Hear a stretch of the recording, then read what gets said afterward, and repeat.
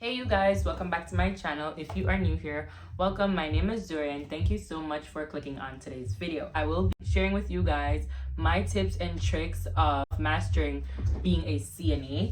Here on my channel, I do a little bit of vlogging, lifestyle content, girl talk, get ready with me, chit chat videos, life advice, and I am documenting my nursing journey. Currently, I'm at the CNA stage, and so I just want to share with you guys my knowledge and, entertain you guys while I document my journey. All right, so if this is something that you're interested in watching, then be sure to subscribe, leave a like, leave a cute comment.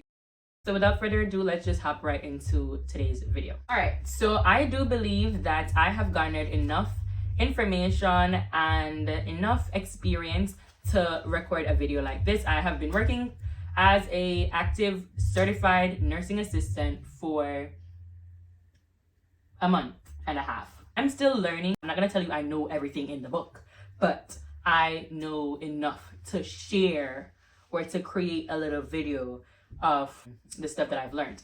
All right, and of course I might make this into a series, so stay on the lookout if there is any new uploads. I'm going to have my trusty notepad. This is where I take all my notes, and this is where I document every little thing. So if you see me looking down, it's just because I am reading from my notepad. Okay, so let me just tell you guys a little bit of what I do. I was working night shift and evening shifts. So evening shift is from 3 to 11, and night shift is 11 p.m. to 7 a.m. in the morning. All right, and yeah, so that's what I used to do. I only now do 3 to 11s, but if there's a shift that needs to be picked up, or if there is like a fill-in or someone called out, then I will, pick up that shift. But for now, I'm just strictly an evening shift bae. I don't do morning shifts at all. I do work in a nursing home. So I'm not going to be giving or sharing these tips in any specific order, like from the most important to the least. No, I'm just going to be sharing them just as how I was doing it. So my first week while working, these are the tips that I gathered. So I was like, oh, okay, let me go add that. Let me go add this. So yeah, the shadow behind me is really bothering me. But we push, okay? I'm trying not to look much at it. So the first tip is going to be always wear more than one pair of gloves. Okay, I think it's just for obvious reasons. I really think it's for obvious reasons, but let me go on to explain a little bit more, just a little.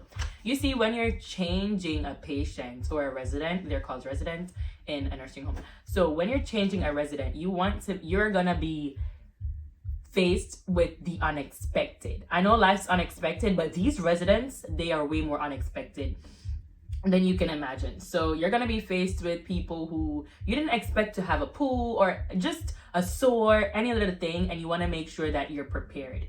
And that is how I think you could be prepared, just by wearing an extra pair or two of gloves, because you want shit in case if there is an accident with that first glove, you could easily just slide that off and you could still have your hand left to work. Because you also do this also because you have to really move fast. You have to really move fast when you're dealing with patients. Sometimes they don't want to be changed, so you're like fighting with them to get them clean. So you have to be like, oh shoot, you have poop all over this hand and you can't continue with that poop hand because you're trying to clean them, you know what I mean? And you don't want that contaminating anything else, so you just remove that and you could still work. Versus if you have to leave them to go grab a next pair, they're gonna be out of the position that you placed them in to get them clean. So just for your time and the residents' time, just wear an extra pair of gloves, or at least have it in your pocket or something. Just have it on you at all times, just the extra pair of gloves. All right, yeah, so I learned that as well. My next tip is going to be wear compression socks or stockings. Guys, I can't stress this enough. Like, this is a very demanding job when it comes onto your physical strength and being on your feet. It's not one of those sitting down positions. No, you're gonna be on the go 24/7, okay? So I want to tell you, wear comfortable sneakers and wear some compression socks.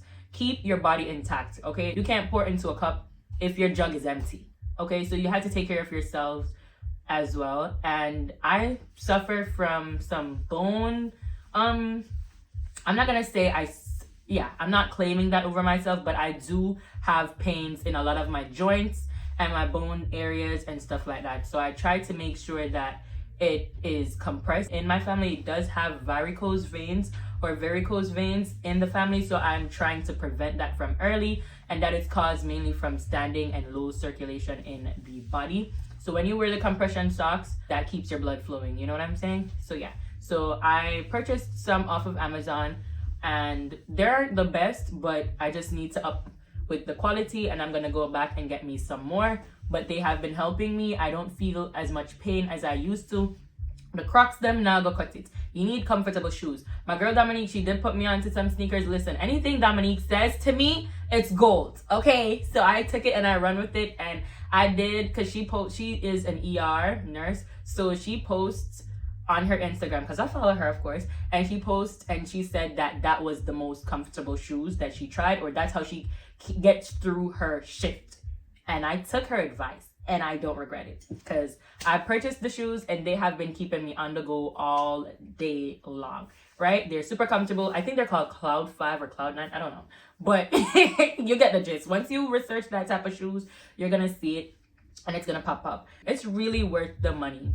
Yeah, you have to invest in yourself, guys. Don't be a cheap Charlie and say, oh, let me just wear some this and let me do. No. Go buy yourself some nice pair of shoes, because your feet is going to thank you for it later. All right? Can't someone ever tell you. Moving on to my third tip, that is going to be wear apron or just a clothing protector.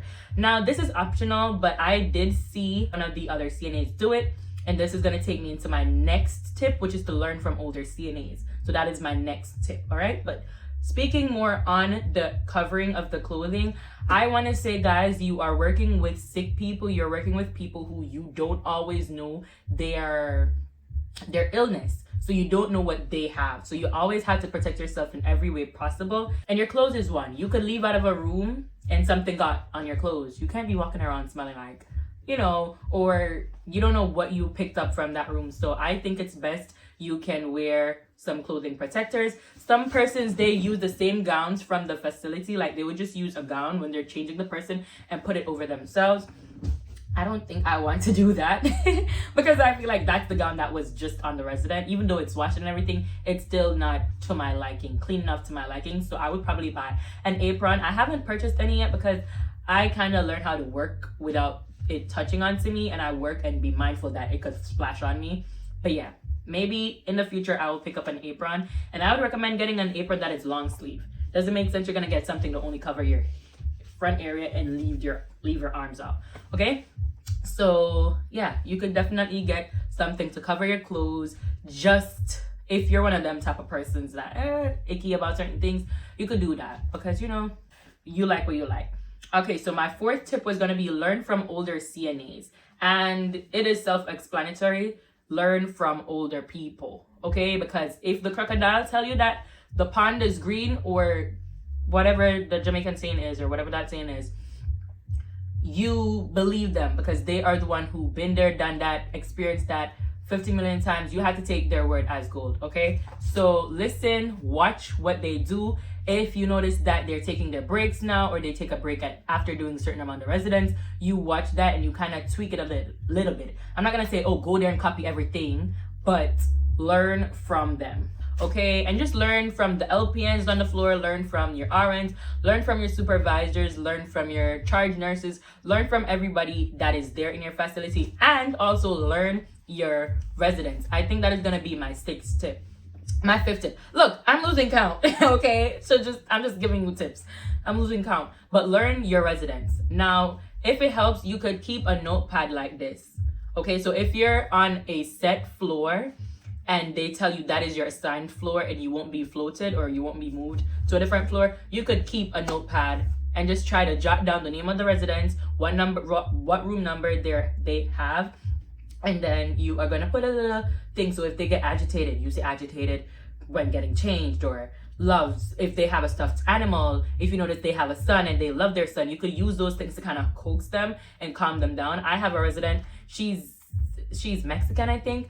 And let me tell you, she speaks Spanish all day, every day. Okay. And I'm just like, Mami, me no hablo español. I don't. Okay. You have to say English. I'm like, English, Mommy, English.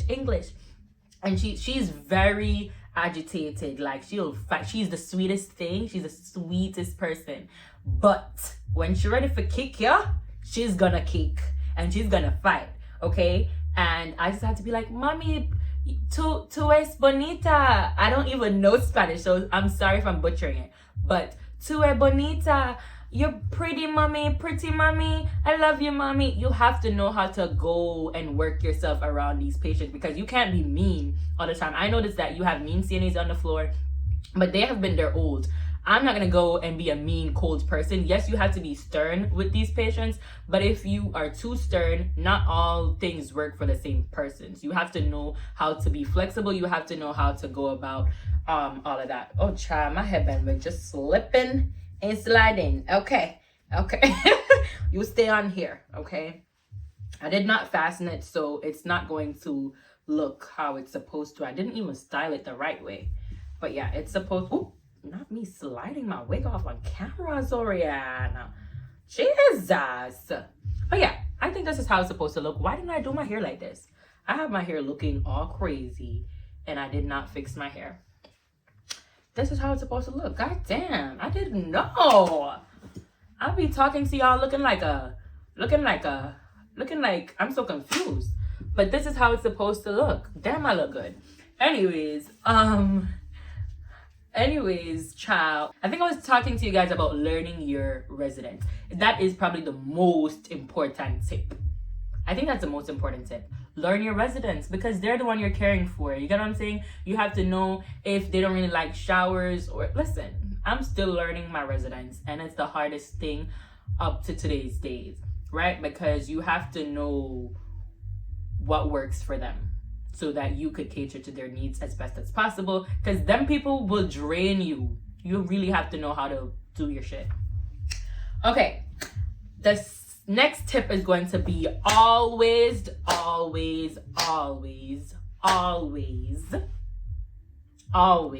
raise your bed to working level. Now, I noticed my older CNAs, they don't be doing this. And I have to make sure that I remember to do this, because people, my young, me will slip out my back. If you didn't understand that, let me just translate. We're young, guys. Even if you're older, it doesn't matter. Your health comes first, and you will hurt your back if you don't raise that bed to the working level. I know sometimes you're just like trying to be in and out real quick, but if you don't take the time, it's not going to take you 30 seconds to raise the bed or adjust it. You have to make sure that you do that for your safety, and it makes you work faster. But please, guys, I don't see my older CNAs doing that, and I want to make sure that I'm telling you guys, when you just start or when you're in the field, make sure to remember to raise the bed. That's the first thing you do in your video, in your changing session. I did make a video of me, so you're gonna be seeing that, a day in my life as a night CNA on a night shift, and you're gonna see me raise my level, raise my bed to my working height, because I don't play with my back. I need my back. Hello. Anyways, the next tip is going to be bring a book or some form of entertainment for your break time or just your shift in general. Now, this is because at times, this is mainly for nights though, like 11 to 7, because guys, if I'm being honest with you, that's the main reason why I stopped doing night shift, because it's just too much. It's just too much. I just can't. I did that for the start for extra cha-ching. Yes, hear me out, because we all have to be smart about this. I did it mainly for the cha-ching for the nighttime, because I love my bed. I'm a grandma, so I don't know who I thought I was when I was doing 11 to 7, but I know why I did it, and I just stopped because it wasn't worth it at the end of the day. So that's why I stopped it. You're gonna get bored at times, because most times you're not gonna be really doing much on the floor for 11 to 7s, but bring a book or some form of entertaining activity so you could do to buy some time when you're on your shift, and it will look more professional. You don't really want to be on your phone. You don't want to be, doing things that don't look productive or professional. So when you have a little book, you look a little, you know what I mean. Yeah. All right. The next tip is going to be pack some lotion to prevent drying from excessive use of sanitizers and washing of hands. Because that is what we do as CNAs. We have to make sure that we are sanitizing and cleansing ourselves after each touch with a resident or something that is contaminated. We have to make sure that we are staying protected as much as possible. I did not know this until my hands started cracking, and I was just like, I can't touch my man with these hands. He's gonna run, because they are literally splitting, like cracking up people. And even when I should clock out and clock in, it can't pick up my fingerprint because there's none. So I have to really be traveling. So the other day when I got the time, I did go and pick up some Bath and Body Works lotion. So don't get no flimsy utter lotion. Wait, I did that. That's why. So I had hotel lotion using the travel size one that you go to your hotel, and I take them. Yeah, I was using those thinking they could do the job. They couldn't do shit. They were so watered down and everything, guys. So make sure that you get your Bath and Body lotion or a shea butter or something nice and really moisturizing for your hands, whether it just be a pump bottle with coconut oil or something moisturizing for real, because you're gonna need them after you pump your sanitizer. You're going to make sure you just pump some lotion back onto your hands. All right, can't say I never tell you. All right, I think we're winding down now. Just a few more tips. This next one is going to be keep a notepad to write down your assignments. This is also very much optional because you don't necessarily need a notepad. I kept my little notepad. If you watched my what's in my CNA bag, then you would have seen that little purple notepad that I walk around with. It's really small, rectangular. I keep that just to write down my assignments and just any little thing that I need to make note of. I keep that just for that purpose. My last tip is going to be get enough rest. Okay, get enough rest. Your body is going to need it. Your body's going to need that rest, child.